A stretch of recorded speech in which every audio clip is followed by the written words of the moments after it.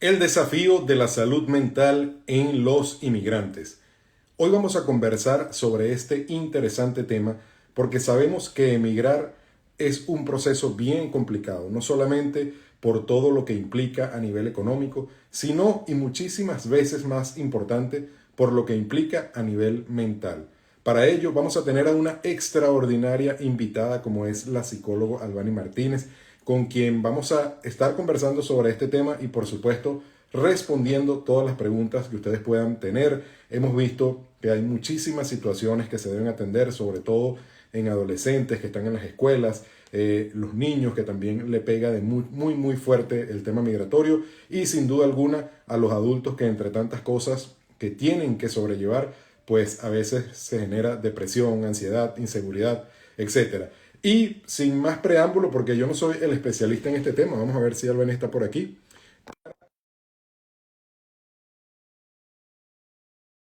La semana que hemos tenido ya 4 programas y bueno, esperamos poder seguir llevando información de interés para toda nuestra comunidad. Hola Albany, buenas tardes, ¿cómo estás? Hola, ¿cómo estás, Gerardo? ¿Cómo te Muy va? bien, vale, un poco asustado por tu chiste de última hora, que bueno, pensé que presentía lo peor. A veces tengo un humor un poco negro, lo siento. No, tranquila, tranquila, no te preocupes. Bueno, Albany decía que íbamos a conversar sobre varios temas de salud mental, pero por supuesto, en primer lugar, quiero darte la bienvenida. Eres una psicóloga muy conocida en las redes sociales, tienes muchísima experiencia también con el tema de los niños, de los adolescentes, una gran experiencia profesional y algo que, bueno, nos vimos el sábado y te lo dije y siempre yo se lo digo a mi audiencia, que es el tema de tratar con profesionales en el área que corresponde. Para mí eso es Sí. sumamente importante. Yo siempre se lo digo en el área migratoria, pero les pongo un ejemplo. Si yo tengo algún trastorno, no es que estoy loco, porque la gente, eso es otra aclaratoria, uno para ir a un psicólogo no es que tiene que tener ningún tipo de locura, sino circunstancia, hasta para poder conversar de manera abierta con alguien, tú puedes ir a un psicólogo. Y lo más recomendable es precisamente ir al psicólogo, no ir a cualquier otra cosa que se quiera parecer a psicólogo, pero no lo son porque no es lo mismo estudiar en una universidad durante bastante tiempo, profesionalizarse, tener la experiencia práctica, a que cualquiera venga y que yo te decía el otro día, bueno, hice un curso, ahora soy el máster en salud mental y usted tiene que perdonar a su madre. Entonces, bueno, ese tipo de cosas. Bueno, y bienvenida, bienvenida a Migración al Día. Muchas gracias, Gerardo. Muchas gracias por la invitación. Qué chévere que podamos conversar de estos temas que yo sé que son muy importantes para la comunidad de inmigrantes, teniendo en cuenta que, bueno, ambos también somos inmigrantes y que hemos también atravesado en algunos momentos como todos estos desafíos, ¿no? Reincorporarnos a la vida laboral, entender el entorno donde estamos viviendo, sobre todo, pues si obviamente hay un idioma diferente, la barrera del idioma, entonces me parece que es un tema súper oportuno para todas las personas que están viviendo ese proceso y bueno, aprovechar este espacio para que también puedan dejar algunas preguntas y bueno, en el transcurso de este live podamos ir respondiendo. Así que bueno, muchas gracias, Gerardo. Bueno, muy bien. Entonces, arranquemos. Le invitamos a todas las personas, si ustedes tienen preguntas sobre este tema, por favor, déjenlas por acá. De antemano, a todas las personas que se están conectando, les digo, hoy no es un programa para responder preguntas de parol. Yo me conectaré el lunes o martes para eso. Sí, porque a veces, ay, pero bueno, está bien el tema psicológico, pero y tengo 10 días esperando. Entonces, hoy no vamos a hablar de eso. Vamos a apoyar a nuestra invitada con preguntas que ella pueda responder, por supuesto, y que sean de ayuda generalizada. Lo primero que yo quiero saber, Albany, ¿por qué es importante tener salud mental? ¿A qué se refiere esto? Yo lo digo a manera de repente de chiste, que no es que estamos locos, pero ¿qué abarca la salud mental? Porque yo puedo tener una idea, que las personas que están viendo pueden tener una idea, pero realmente tú como especialista, cuando hablamos de salud mental, ¿a qué se refiere? Bueno, eso es una pregunta muy interesante, ¿no? Y me hiciste recordar a como un dicho que hay sobre los seguros, ¿no? Es mejor tenerlo y no necesitarlo Sí, que necesitarlo y no tenerlo. Lo mismo es con la salud mental. Fíjate que la salud mental es como un conjunto de cosas, ¿no? Un conjunto de cosas que tienen que ver con tener una sana autoestima, con haber trabajado como tus creencias, esas con las que a lo mejor creciste y durante mucho tiempo te hicieron daño. Y bueno, en un futuro ya cuando tú eres adulto comienzas a cuestionarte si esa es la manera en la que tú quieres vivir tu vida y además de eso poder incorporar a tu vida rutinas, poder incorporar a tu vida también el establecer límites en las relaciones. Es como un conjunto de cosas porque realmente es algo bastante amplio. Entonces, bueno, decir todo lo que abarca la salud mental es algo muy amplio. Algo que es importante saber de la salud mental es que todos los seres humanos necesitamos trabajar en nuestra salud mental. Es como un músculo que tú vas desarrollando, que tú vas entrenando, que tú vas trabajando, pero para poder entrenar ese músculo, lo primero que tenemos que hacer es eh, como llegar a ese autoconocimiento, decir, ok, hoy estoy dispuesta a conocerme, a entender quién soy, a entender qué cosas han pasado en mi vida, que no solo es hoy, sino también de toda mi historia, porque obviamente yo soy Albani, pero yo tengo una historia, tú eres Gerardo, pero tú tienes una historia, tú tienes una familia, tú creciste en una familia que te enseñaron ciertas cosas y que a lo mejor en algún momento, pues tú también has decidido cuestionarte, sí, ese entorno donde creciste y también tomar tus propios criterios y desarrollar como ese pensamiento crítico tuyo donde dices, ok, esto me sirve y esto no, porque esta es la forma en la que yo decido vivir.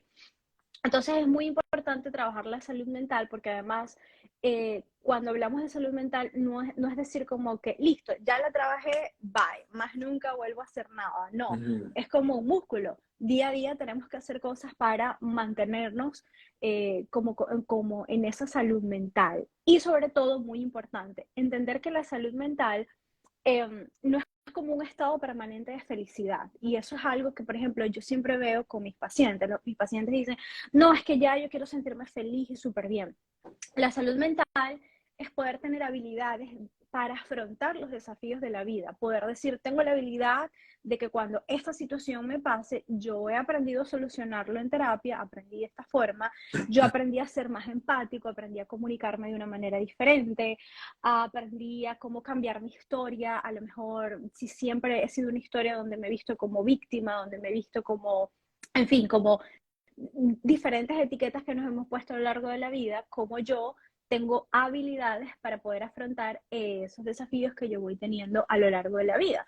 Entonces, eso es muy importante de la salud mental, entender que no es como voy a ser feliz siempre, es vamos a tener habilidades para enfrentar todas las situaciones, porque siempre van a existir situaciones difíciles, o sea, todo el día, en todo momento, y además que es muy importante también saber que las emociones en sí, todas, yo soy muy pro de quitarme eso de que hay emociones negativas y positivas, para mí todas son muy importantes, entonces tú en el día, Gerardo, en algún momento puedes estar muy feliz y de repente recibes una noticia y te pones un poco triste y es normal porque la tristeza es parte del día a día, no por eso estás deprimido. Entonces, por eso es importante eso, ¿no? Como que entender que la salud mental no es estar feliz siempre, es tener habilidades para ir afrontando los diferentes momentos y situaciones que vamos viviendo. Mira, y en este proceso de salud mental, ¿qué tan importante es la familia? Es decir, porque muchas veces este tipo de problemas o padecimientos están asociados a relaciones familiares. De familias funcionales o disfuncionales, ¿influye de manera, digamos, más determinante o no tiene tanto que ver eso, sino la personalidad de del propio individuo? Bueno, yo siempre le digo también a mis pacientes cuando les estoy explicando un poco de sus procesos que de las etapas más importantes, Gerardo, en la vida es la infancia y la adolescencia. Lamentablemente, también digo lamentablemente porque es una etapa en donde pues nosotros no tenemos control de nosotros mismos, sino son nuestros padres quienes Claro. tienen ese control, ¿cierto? Y, y dicho esto, es muy importante esta etapa porque se forman como dos aspectos muy importantes del ser humano.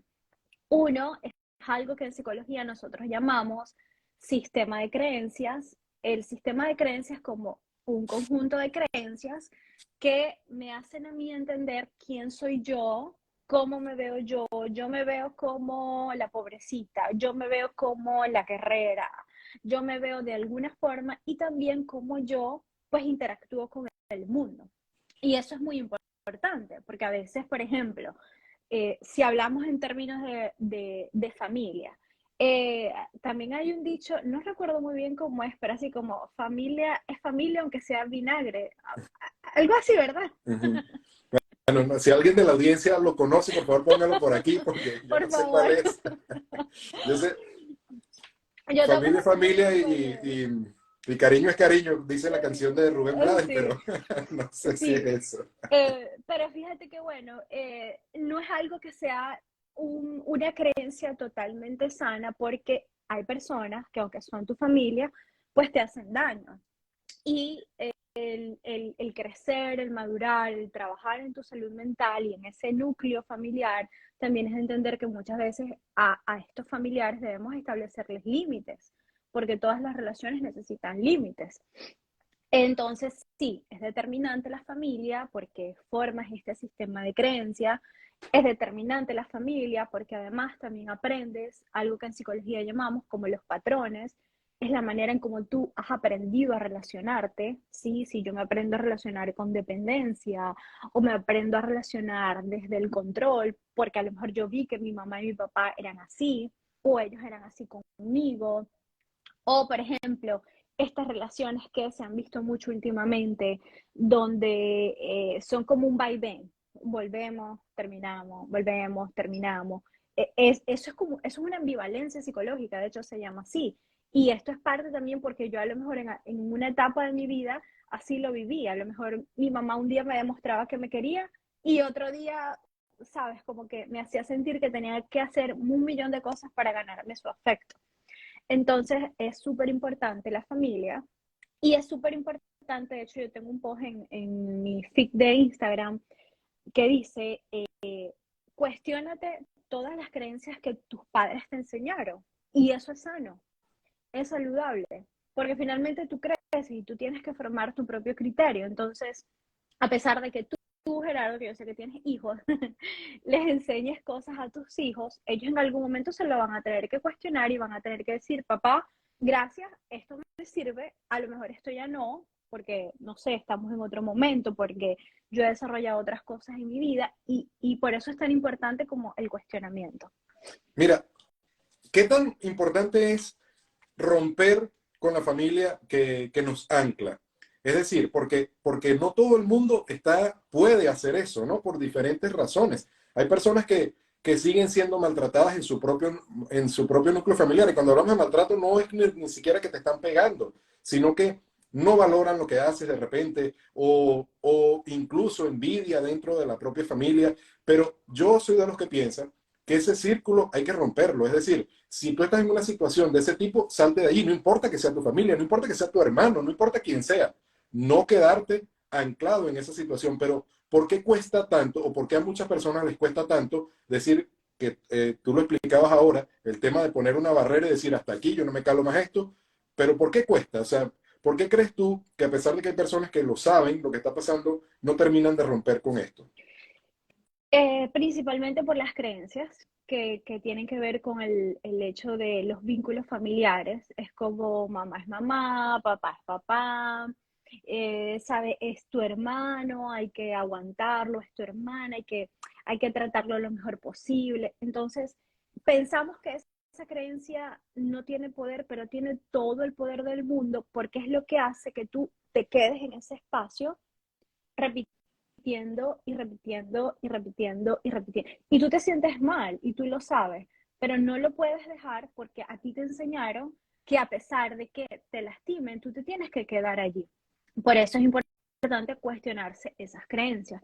Y muchas de esas creencias vienen de estos mismos entornos familiares en donde, no sé, a lo mejor mamá aguantaba a papá un montón de cosas. Entonces, como mamá lo hace, ella me da a entender que esa es la forma en la que nos vinculamos con las personas, ¿no? Por dar un ejemplo, no quiere Claro, decir que claro. eso pase obviamente en todos los entornos familiares, pero es principalmente por nuestro sistema de creencias. Por eso también seguimos en relaciones en donde nos hacen mucho daño, ahora que bueno, se está hablando mucho del tema de los narcisistas y los psicópatas y todas las situaciones fuertes que hemos visto, ¿no? De chicas que han sido, bueno, Sí. que han Ujú. asesinado, Ya sí, sé. ajá, Ujú. exacto, que no sé si Instagram permite Sí, algunas sí, palabras sí lo porque permite, me da porque yo en estos risa. días a lo de Nueva York le dije que eran unos malandros, delincuentes y tal, y no me pasó, no me Y no te cerraron el pasó programa. nada. Y todo Entonces, muy sí bien. podemos decir que en estos días, y ya vamos a hablar de eso, pero ahorita te Sí, pregunto específicamente de eso, porque aquí te sí. la tengo. Entonces, bueno, el sistema de creencias es fundamental. Por eso, una de las cosas, por ejemplo, cuando yo atiendo pacientes, lo primero que hago es entender su historia de vida, porque esa historia de vida me va a dar a mí muchas ideas de qué pasa en su mente, cómo tú crees que debe ser la vida, las relaciones, el proceso de emigrar, el proceso del cambio, el miedo al cambio, o sea, un montón de cosas, porque eso es lo que define, ¿no? Finalmente. Entonces, el sistema de creencias. Por eso es algo tan importante, uno, identificarlo, porque podemos saber que existe, pero no lo identificamos, y dos, comenzar a cuestionarnos. Ok, mira, Vale, tengo muchas preguntas, pero no quiero perder el hilo de esto que acabamos de comentar como chiste, pero que es una realidad, que yo estaba pensando cómo plantearlo de repente esta semana en un reel, pero la verdad que no sé si me atreva a tanto, pero en el programa sí quiero que lo conversemos. Y tiene que ver con un patrón que se está viendo acá en Estados Unidos, con muchas mujeres hispanas que desde nuestros países están buscando pareja a través de Internet, parejas americanas, ¿no? Entonces, vemos este patrón donde ciudadanos americanos van a Sudamérica, se casan o se toman una foto y vienen a pedir a una muchacha como prometida. Yo que trabajo en esta área, me sorprende la cantidad de personas, de muchachas, que me escriben desde Venezuela, planteándome situaciones como que, mira, mi prometido está allá y tal cosa.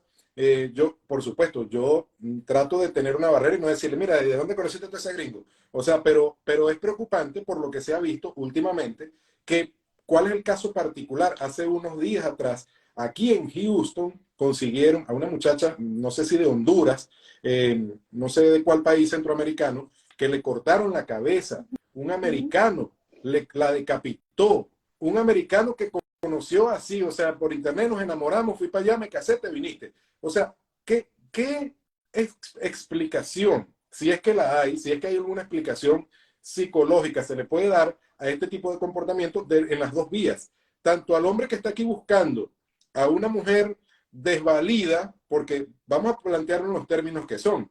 En esa relación de poder, el hombre que está aquí en Estados Unidos, el americano que vive aquí, tiene una relación de poder tremenda porque es el que tiene el dinero, es el que la va a pedir, es el que la va a traer, prácticamente en un proceso que yo lo veo como si fuera esclavitud moderna. Pero del otro lado, oye, si tú tienes cuatro dedos de frente, tú eres una muchacha y tienes cuatro dedos de frente, tienes que ver que hay algo que no cuadra bien allí. O sea, ¿qué opinas tú de todo esto?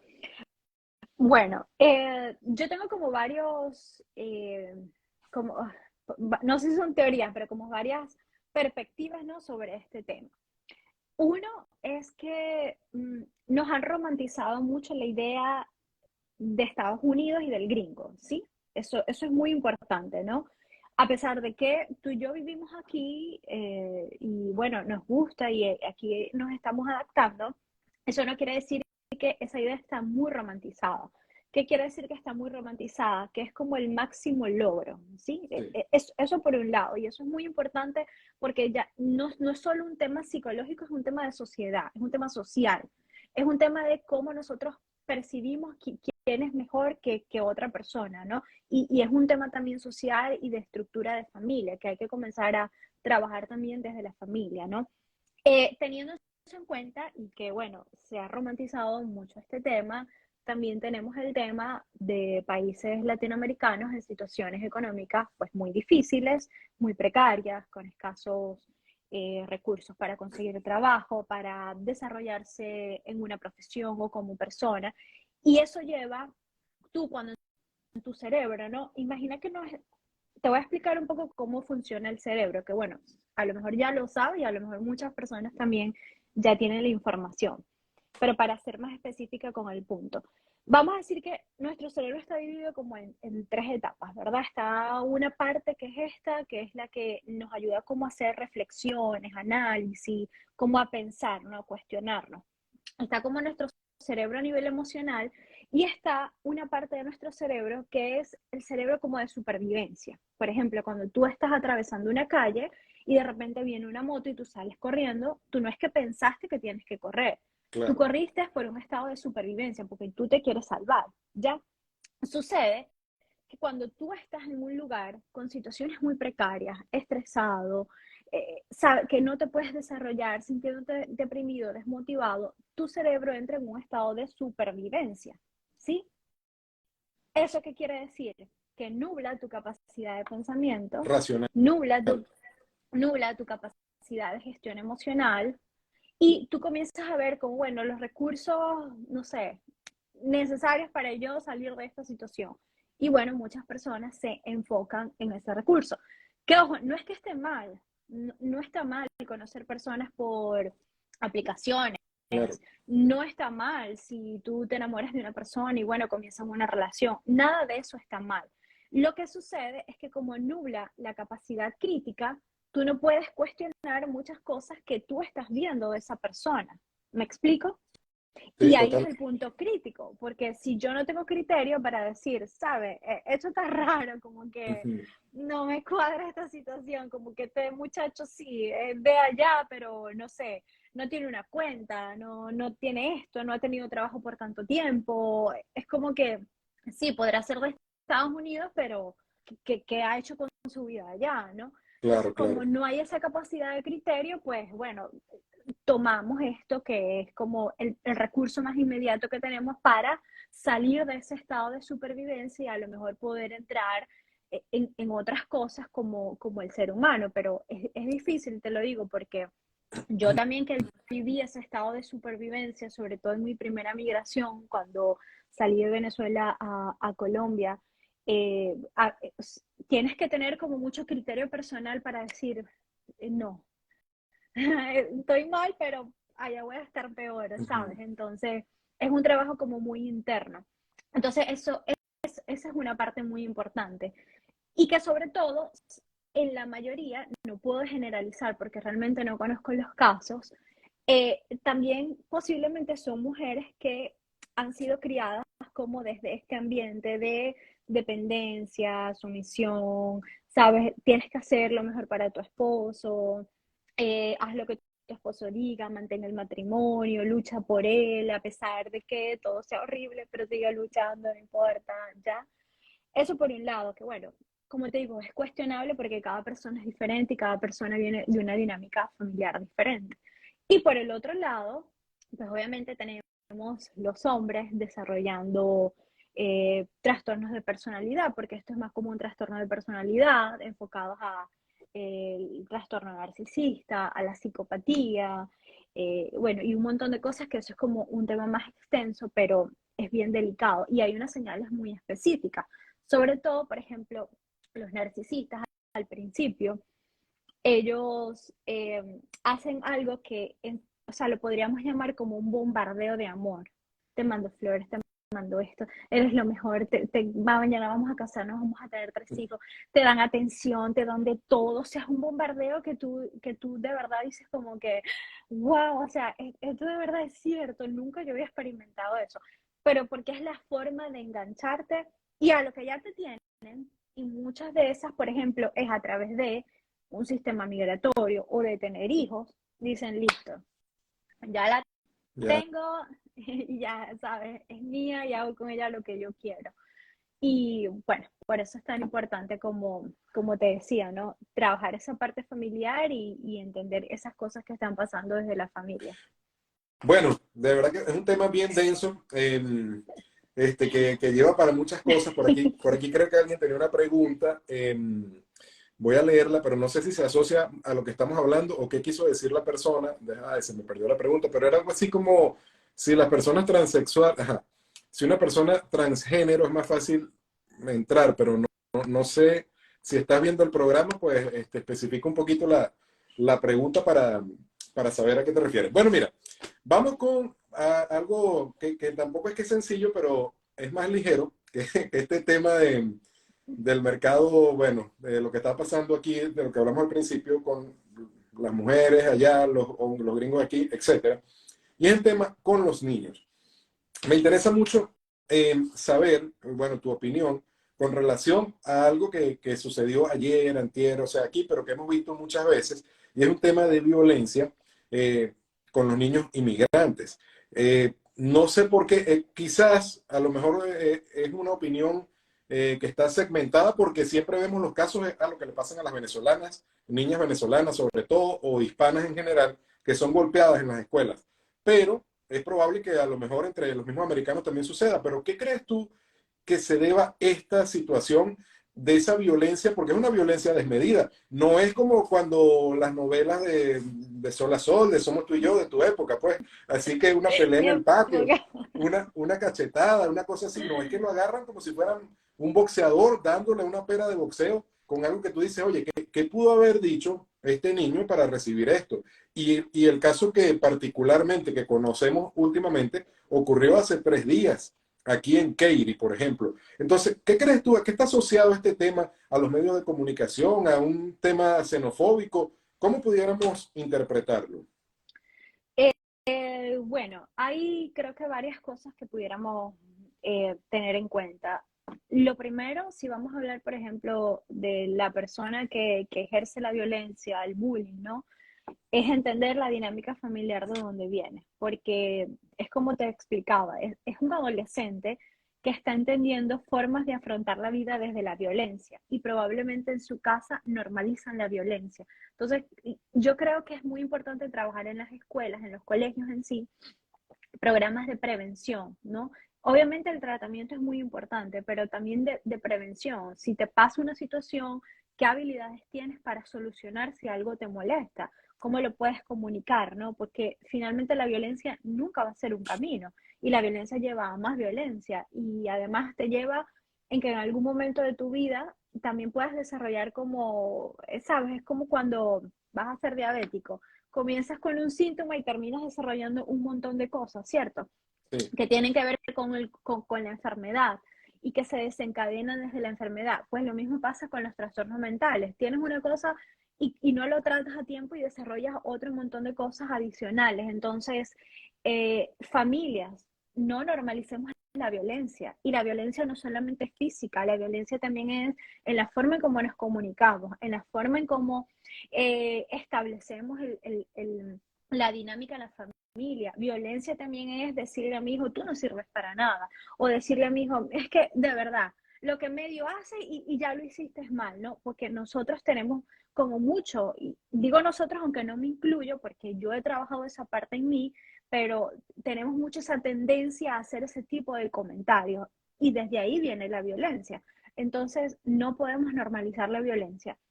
Eso me parece que es un aspecto muy importante, sobre todo como para trabajar, programas de prevención y obviamente como ya tratamiento en sí para personas, pues específicamente, ¿no?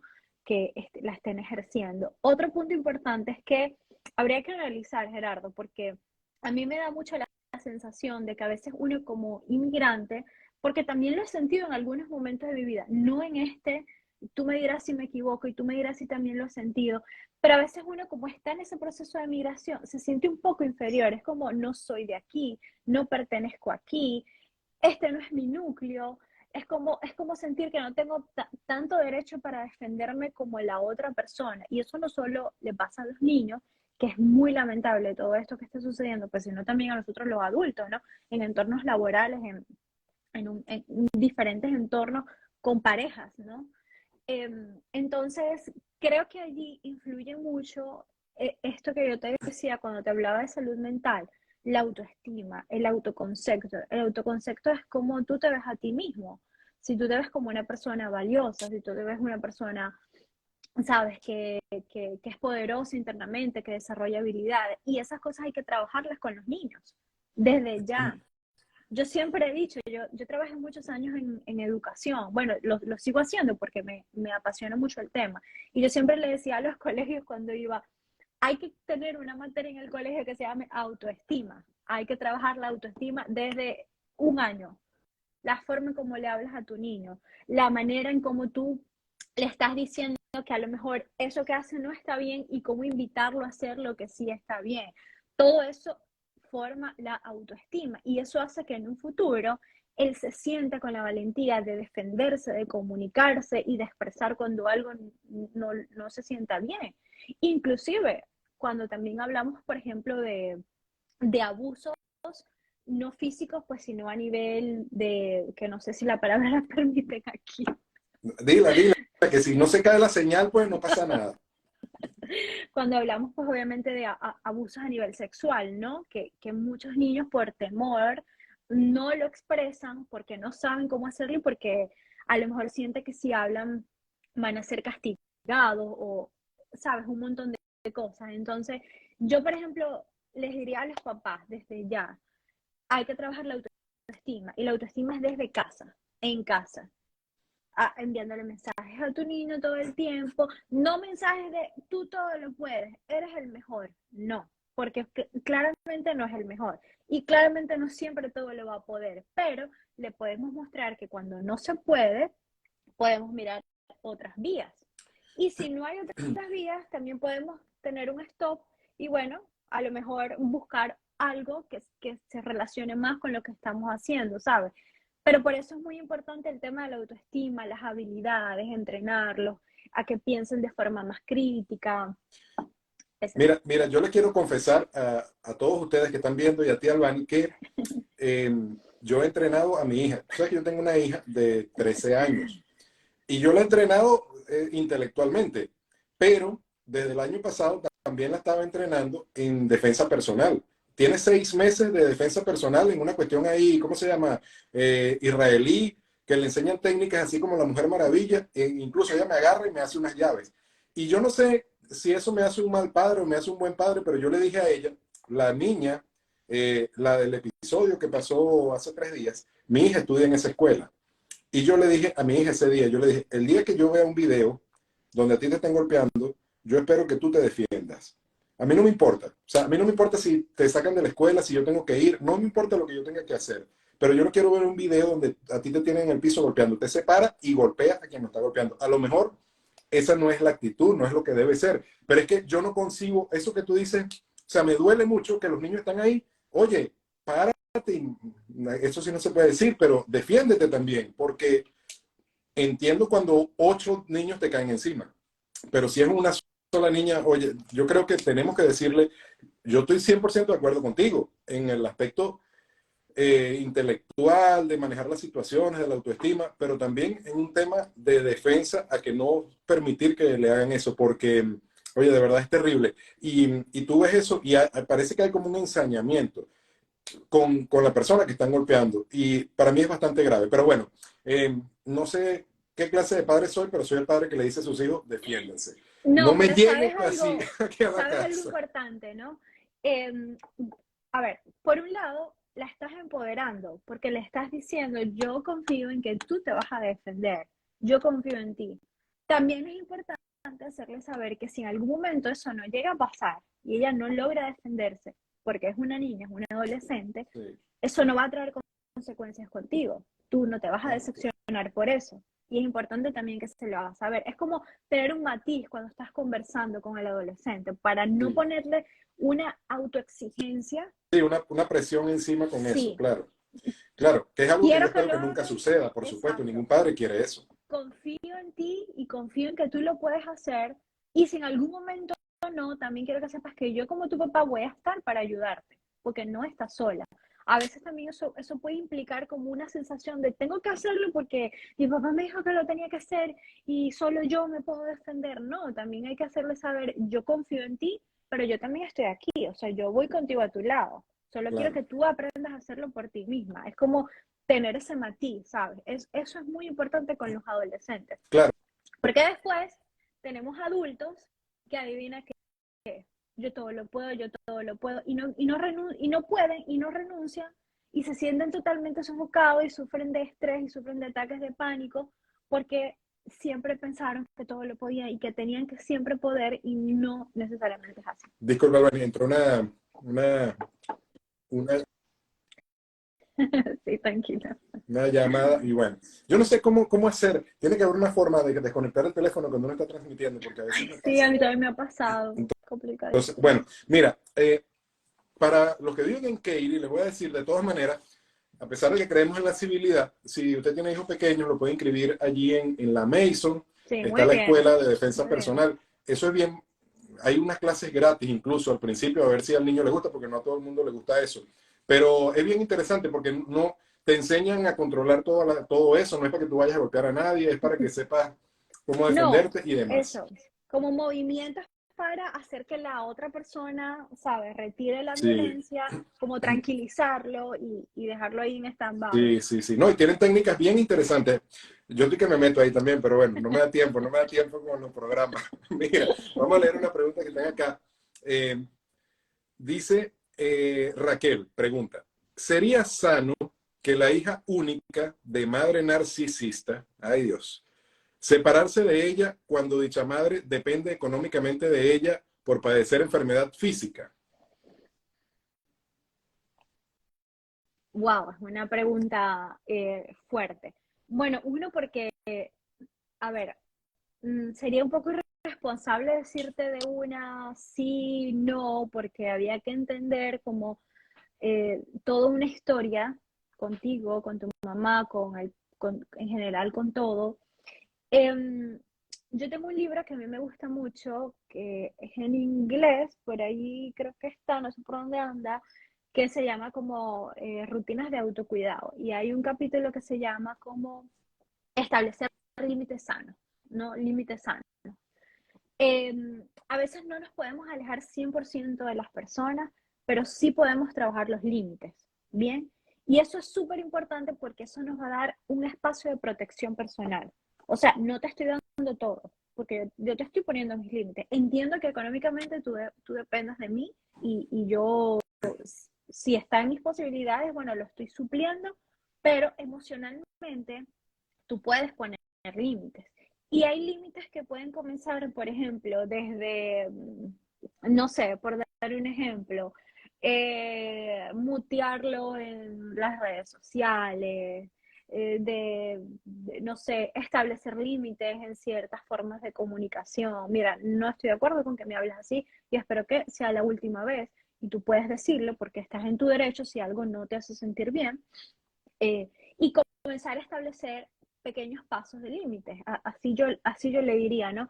Porque bueno, si en este momento como que no puedes desprenderte totalmente de esa persona, no quiere decir que no puedas establecer límites emocionales. Y eso estoy segura que te va a ayudar un montón y te va a hacer sentir mucho mejor, mucho protegida contigo y con tu propio espacio.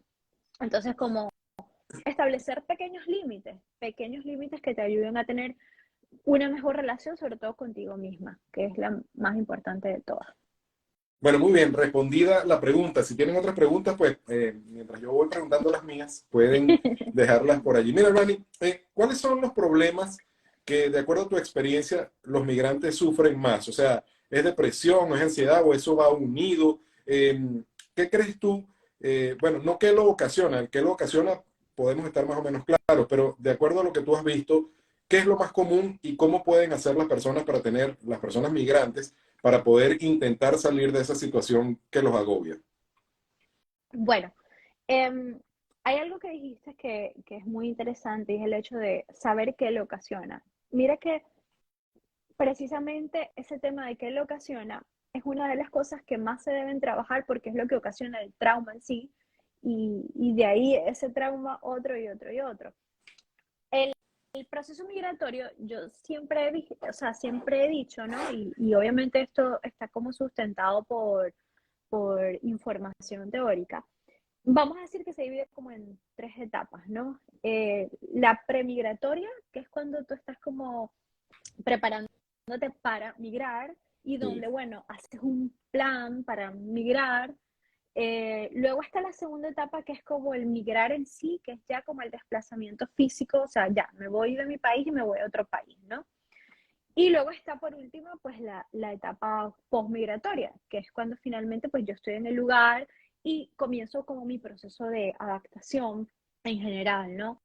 mi proceso de adaptación para buscar mis documentos, legalizarme en el país, para educarme sobre el país, para legalizar papeles, bla, bla, bla, en fin. Entonces, ¿qué sucede? Que a lo mejor los problemas de salud mental muchas veces se presentan porque esas etapas son vividas con trauma, ¿sabes? Yo no tuve tiempo de planificar, tuve que a lo mejor salir corriendo o hacerlo porque estoy en un estado de supervivencia. Mi proceso de desplazamiento físico también fue un trauma. A lo mejor muchas personas que han entrado por frontera y ha sido de verdad una experiencia pues muy traumática, han estado detenidos por mucho tiempo. Tantas circunstancias que realmente no las llegamos a imaginar, sino cada quien que lo vive, ¿no? Como su experiencia. Y luego está que, es lo que te me está descargando esto, romantizamos la idea de Estados Unidos y al romantizar esta idea pensamos que acá, o sea, ya en un mes todo lo vamos a tener. Mm. Y llegamos y ¡pum! ¿Qué pasó? Pero no dijiste que iba a ser millonario en un mes. Entonces, claro, yo vengo con todas las fuerzas de unas expectativas que creo, por muchas personas me dicen, ¿cierto? Y cuando llego acá me doy cuenta que es una realidad diferente, es una realidad donde hay que entender el país. Es un país hermoso, es un país con un montón de oportunidades, es un país donde de verdad hay un montón de cosas que tú puedes hacer y puedes desarrollarte, pero todo tiene su proceso. Y yo recuerdo mucho a mi esposo siempre me decía, cuando me daba ansiedad, porque a mí también me daba ansiedad Claro, en claro. este proceso de estar aquí, y él me decía como, cálmate, o sea, estás en un proceso, y es eso, el migrar es un proceso. Llegas a la primera etapa, que es llegar al país, ubicarte, entender el idioma, entender la gente, entender la cultura, luego ver en qué te puedes desenvolver, en qué puedes trabajar, dónde puedes ser bueno, y al mismo tiempo buscar tu proceso migratorio. Son un montón de cosas. Entonces, cuando todas esas cosas no están tan pensadas, eso es lo que comienza a generar depresión, porque claramente pensabas que ibas a hacer de todo en un mes y no ha sido así, y te ves desesperado o desesperada porque además, no sé, adquiriste deudas para venirte, porque estás ayudando a tu familia en otro país, o sea, hay un montón de cosas que la gente hace, ¿no? Y esa depresión me lleva a ansiedad, me lleva a ataques de ansiedad, entonces eso es importante, como yo siempre digo, esas etapas migratorias, aunque las viviste con trauma, hay que de alguna manera sanar ese trauma, sanarlo, entenderlo, aceptarlo, ¿no? Yo en estos días estaba leyendo un artículo que de hecho hice un video sobre eso, de una profesora de acá de Estados Unidos, que cuando daba clases a los estudiantes, le decía a los estudiantes dentro de las aulas, hay que normalizar los problemas, porque cuando tú normalizas los problemas, entiendes que el problema no es como la catástrofe, lo viviste, lo haces presente, lo hablas, entiendes el trauma, entiendes la experiencia, y a partir de ese entendimiento tú comienzas a generar otros pensamientos sobre la vida que tienes. ¿Me expliqué?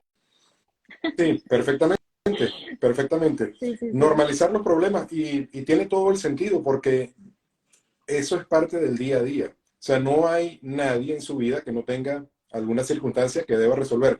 Algunos en mayor y otros en menor medida, pero bueno, se trata de eso, ¿no? De poder asumir eso de la mejor forma y salir adelante, porque además que superar problemas fortalece a la persona. Claro, nadie quiere ser el más fuerte, como hay una cuestión por ahí que dice, no sé, tú sabes, el tema de que Dios da las mejores batallas a sus mejores guerreros. Y la gente dice, bueno, ya estoy cansado de ser El mejor guerrero. Spartacus. pero, Dios, pero ya, por bueno, favor. es algo como eso. Mira, ¿cómo se puede llegar al autoconocimiento? O sea, al principio hablábamos de que hay que autoconocerse para poder poner límites y todo eso, pero ¿cómo hago yo para autoconocerme si de repente yo he sido una persona inestable, de repente yo empiezo una cosa aquí, mañana cambio de opinión? O sea, ¿cómo hago yo para poder decirme, bueno, voy a sentarme a ver quién soy yo de verdad, qué es lo que quiero, cuáles son mis metas, cuál es mi enfoque? O sea, ¿cómo hago ese proceso? Porque no es nada sencillo que un día tú te levantes de la cama y, bueno, hoy yo me quiero autoconocer, o sea, ¿cómo hacerlo? Bueno, Lo primero, como psicóloga que soy y como responsable de la salud mental, es que tengo que invitar a la gente que vaya a terapia, porque es una de las mejores formas de llegar a ese autoconocimiento. La terapia, yo siempre lo he dicho, salva a la gente. La gente piensa que no, pero háganme caso, por favor, sí. La terapia ayuda a que tú entiendas tu historia, a que tú entiendas esas creencias que tú crees que las sabes, pero no las sabes hasta que alguien no te las hace a frente, ¿no? Como que y te dice, hey, estás pensando eso. Y es muy duro que pienses eso de ti todo el tiempo, ¿no? Porque finalmente, Gerardo, si yo te pregunto a ti, ¿con quién es la persona que tú más hablas, Gerardo? ¿Tú qué me dirías? Con mi esposa, No, ¿no? contigo Conmigo. mismo, así Mm. es. Del 100% de tus conversaciones, créeme que el 70% son contigo. Tú te despiertas y no sé, vas al espejo del baño y capaz que dices, ay, no me gusta tal cosa así, ¿sabes? Entonces, cuando ese diálogo interno yo no lo tengo claro, porque yo lo tengo, pero no lo tengo claro, no lo hago consciente, pues a veces necesitamos de una persona que nos ayude a ser consciente ese diálogo interno para ese autoconocimiento, porque yo puedo estar teniendo un montón de pensamientos, pero no los hago conscientes, sobre todo porque los he normalizado y he pensado que es normal verme como lo peor del mundo, es normal verme que yo siempre soy un fracasado o una fracasada y es normal verme de esa manera todo el tiempo. Entonces, pues, eh, como responsable de la salud mental, número uno, por favor, vayan a terapia. Muchas personas dirán, no tengo dinero. Miren, hay un montón de formas y de vías para asistir a terapia. Hay grupos de ayuda, hay personas que tienen costos bastante como accesibles, sería la palabra, ¿cierto? Hay virtual, donde tú estés en cualquier lado del mundo con otra persona que está por yo no sé dónde, yo tengo pacientes de todos lados, de acá a Estados Unidos, de muchos lados. Hay muchas maneras de tener acceso a la terapia. Es tener la decisión y decir, bueno, si en la semana yo me gasto en el Starbucks, no sé, 3 cafés, yo ahorro esos tres y los tres de la próxima semana y me pago una terapia. Es así, ¿verdad? Como cuando uno quiere ahorrar para comprarse unos tenis, para comprarse un celular, es lo mismo con la terapia. Entonces hay que tener la decisión de decir, voy a cuidar mi salud mental porque es algo sumamente importante. Eso es lo más importante. Obviamente hay otras herramientas, por No, no, ejemplo, está bien, está bien. Y además que yo siento que la psicología es tal cual como los casos de migración. No hay una receta única para todo el mundo, es uno por sí, uno. exacto. Entonces, lo que tenga una persona en la mente, pues no es igual a lo que tengan otros. Yo le quiero decir que todos en un momento pasamos por esto, así como tú lo dijiste. Yo hace un tiempo, recién llegado acá, los primeros meses, oye, me costaba mucho enfocarme en lo que quería. Entonces divagaba en lo que iba a hacer, o sea, porque no estaba como convencido de que me quería quedar. Entonces, vivía aquí físicamente, pero mi mente estaba en otro lugar. Entonces, eso me costó bastante, pero yo leí un libro que siempre me acuerdo del libro, pero no me acuerdo del autor y me disculpan porque es una de las peores fallas intelectuales que puede haber, que se llama El poder de la hora.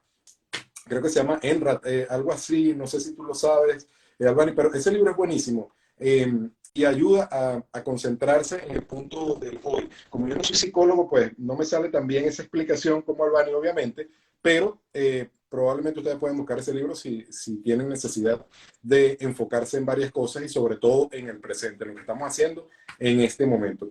Mira, Albani, cuéntame sobre la terapia con niños, porque hemos hablado de todo un poco, pero tú te especializas con el tema de los niños. ¿Cómo se puede ayudar a los niños, digamos, a superar esta situación migratoria? Porque ¿quiénes sufren más? ¿Quiénes son más vulnerables al migrar? ¿Los adultos, los niños? Y independientemente de quiénes sean, me gustaría tus recomendaciones con el tema de los niños, digamos, niños pequeños, no adolescentes, sino los que están más chicos, que yo sé que tú trabajas con grupos así. Sí, bueno, em, sí, los niños y adolescentes son una población vulnerable. Eso hay que pues tenerlo claro. Precisamente por eso, ¿no? Porque no son adultos que tengan todos los recursos, no solo a nivel físico, a nivel intelectual y emocional, ¿no? Para entender lo que están viviendo y pues a todos los cambios que se van a enfrentar. Entonces, yo les quiero decir algo a los papás, ¿no? Miren, hay algo que nosotros en el cerebro tenemos que se llaman neuronas espejo. Y esto está comprobado. Esto quiere decir que si, por ejemplo, eh, no sé, yo veo a alguien haciendo algo, va a ser más fácil que si yo lo veo, yo lo copie, a que solamente la persona me lo diga. Claro. Dicho esto, papitos, el ejemplo hace más, no es que hace más, pero hace mucha más fuerza que las palabras. Si tú quieres que tu niño lleve un proceso de adaptación migratorio, ¿cómo estás llevando tú el proceso de adaptación migratorio? ¿Tú qué le estás mostrando a tu hijo? ¿Cómo, por ejemplo, el niño ve que tú te adaptas a la cultura? Cómo tú estás verbalizando lo que tú estás viviendo? Eso es un punto muy importante, Gerardo, porque las personas cuando van a consulta con los niños piensan que el problema es el niño. Y la mayoría de las veces es el papá, la mamá, ¿sí? Porque es que tú eres el adulto que le estás dando a ese niño miedos, creencias, inseguridades, ¿sabes? Y eso es muy importante. Por eso siempre voy a decir, uno, si tú estás migrando con tu niño, cómo tú estás llevando el proceso, porque eso es un punto de partida para que el niño pueda decir y sentirse sobre ese proceso. Dos, tenemos que tener claros que los niños tienen etapas. No le vas a dar una explicación súper amplia y profunda a un niño de 7 años que probablemente no la vaya a entender. Y no es que el niño no sea inteligente o no tenga la capacidad, es que está en una etapa evolutiva que permite entender ciertos procesos y otros no, porque no ha llegado a esa etapa evolutiva. Entonces podemos ir teniendo conversaciones con nuestros niños, ¿cierto? Ayudan mucho a veces las conversaciones a hacer analogías, utilizar cuentos. Mi vida, ¿te acuerdas un cuento que tal que tú leíste donde el niño se iba con la mamá para tal lado? Eso estamos haciendo tú y yo en este momento, sobre todo con los niños en esta etapa. Las analogías funcionan de maravilla.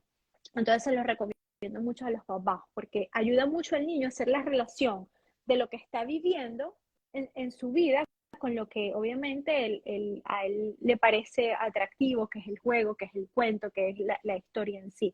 Entonces esto ayuda mucho. Y ir explicándoles por proceso lo que estamos viviendo, nos vamos a cambiar. Ciertamente al inicio puede ser difícil y bueno, ir manejando como una comunicación lo más sana posible. Y si ya llegamos a un punto en que como papás no podemos buscar ayuda profesional. Muy importante.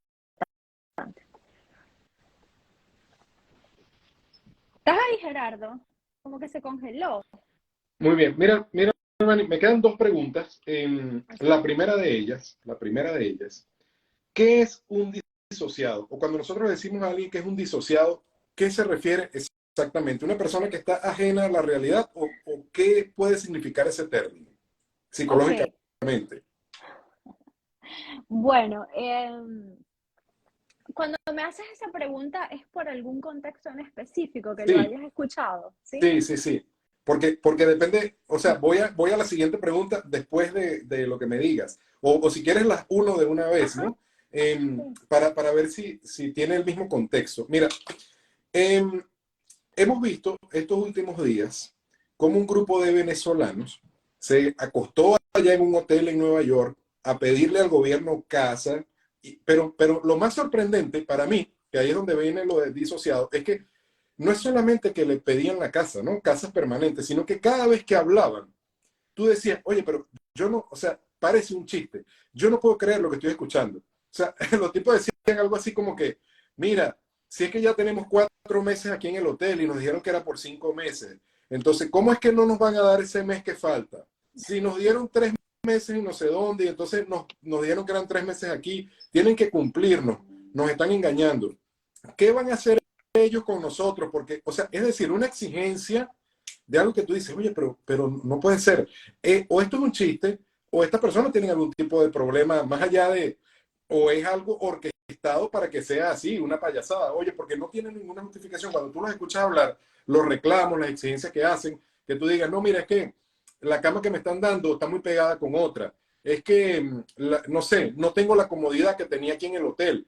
Cuando son unas personas que ingresaron ilegalmente, que le extendieron la mano y que se supone que le extendieron la mano para que, oye, te voy a dar el tiempo aquí, ve a ver qué vas a hacer con tu vida. Entonces tú los escuchas Y a mí me sorprende, pues yo todavía, hoy seguía viendo videos y no lo explico, o sea, racionalmente no puede ser, pero ¿qué pasa allí? O sea, ¿tienen un problema o tú crees que eso es simplemente un show, como dice mucha gente, algo mandado desde Venezuela para venir a echar broma aquí?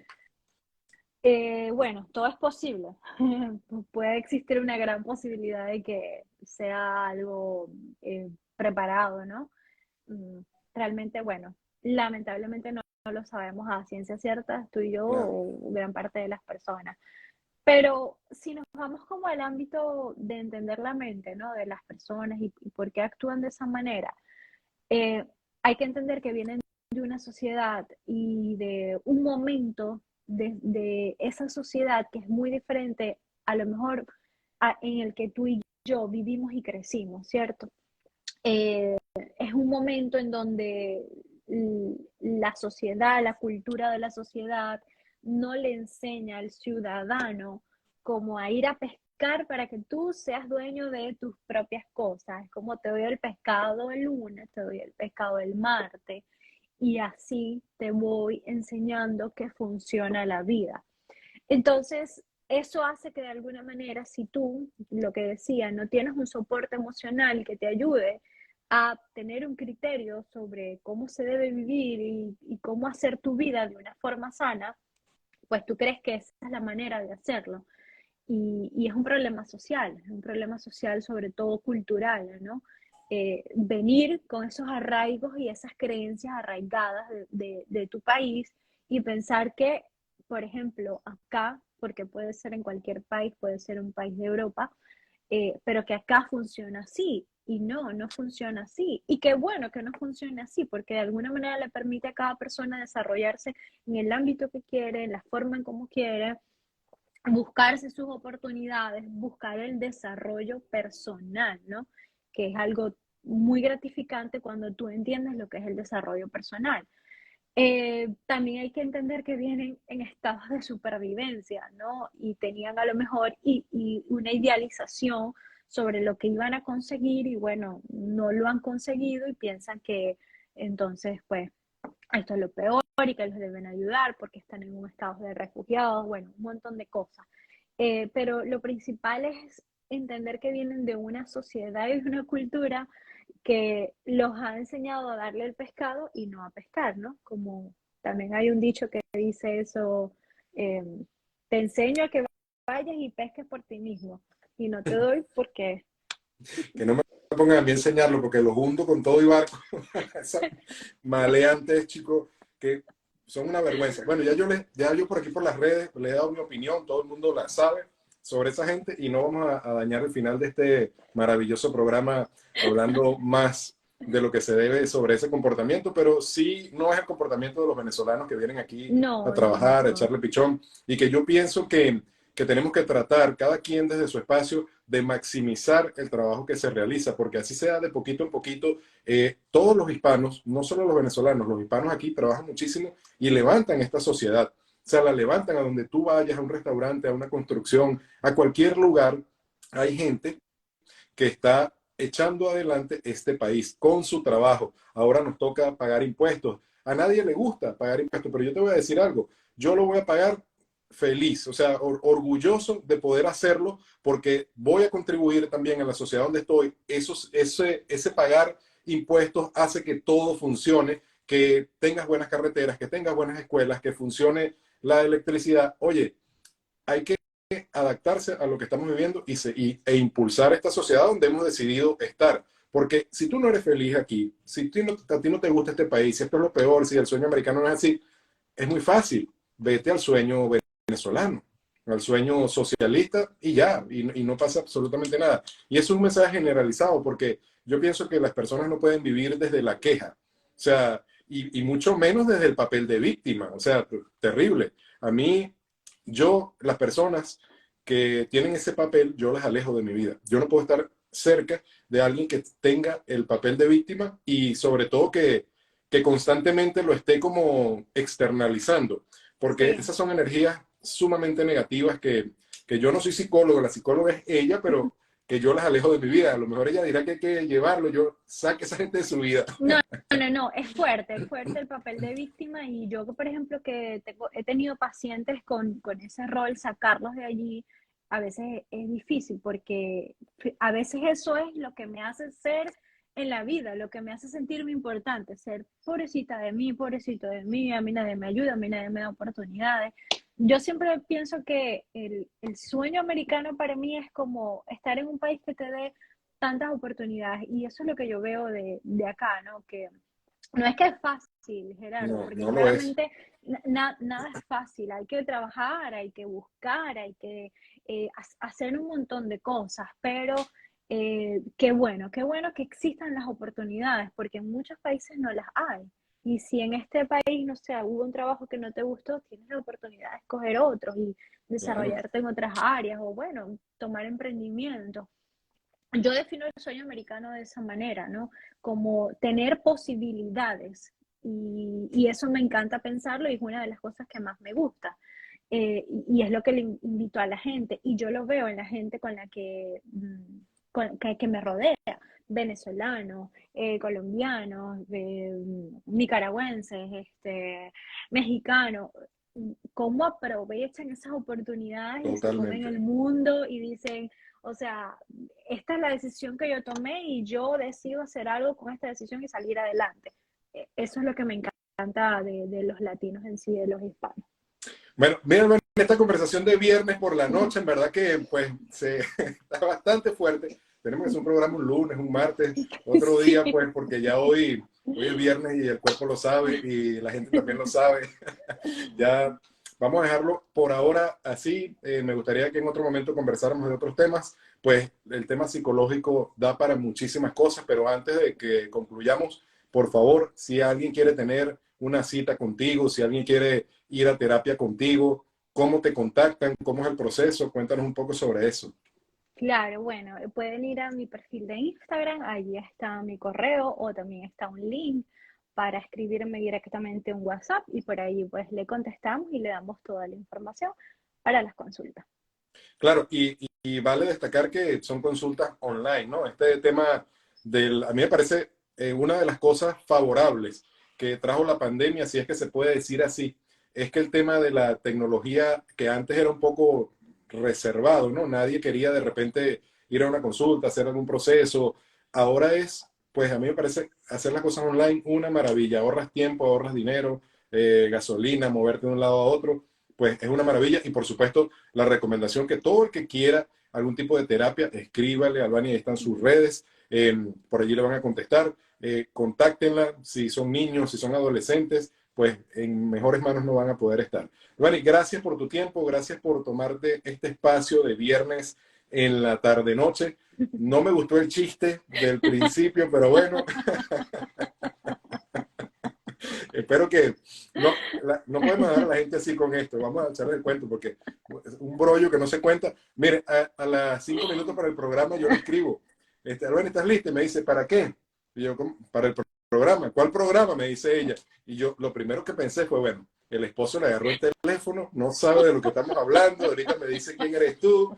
Y bueno, después me dijo, no, estoy bromeando. Entonces, esas cosas no se hacen porque ya habíamos anunciado este maravilloso programa y bueno, gracias a todos ustedes por estar allí. Albano, muchísimas gracias. ¿Quieres A agregar algo más? ti.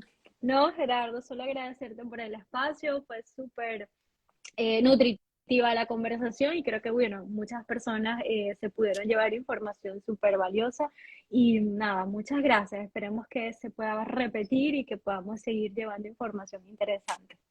Gracias, Albano, y gracias a todos ustedes. Nos vemos la próxima semana en Inmigración al Día. Que pasen buenas noches. Hasta Bye luego. bye.